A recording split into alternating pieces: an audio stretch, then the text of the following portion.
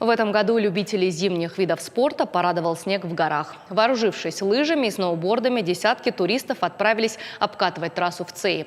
В связи с этим работы прибавилось сотрудникам МЧС. Они следят за безопасностью людей на склоне и на канатной дороге. Спасатели провели специальные учения. За считанные минуты они спасли девушку, которая, по легенде, накрыла лавина. Сабина Гатагова продолжит. По данным представителя канатно-кресельной дороги,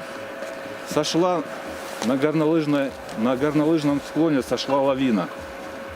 Попали двое горнолыжников. Есть вероятность, что на них были лавинные датчики. К поиску приступить. Медлить нельзя, на счету каждая минута. В помощь спасателям лавины датчик-бипер. Устройство создает вокруг себя электромагнитное поле и получает сигналы на определенной частоте. Ее не заглушает даже толстый слой снега. Так можно оперативнее найти человека под лавиной. Жива, давайте быстрее откапываем. Пульс имеется.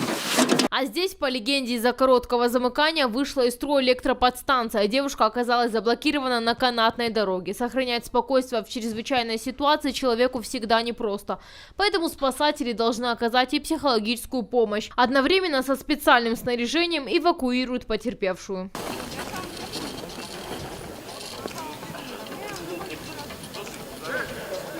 Травмы на горнолыжном курорте случаются часто. На учениях отрабатывают и транспортировку. При спуске с горы девушка сломала ногу. Спасатели оказали первую помощь.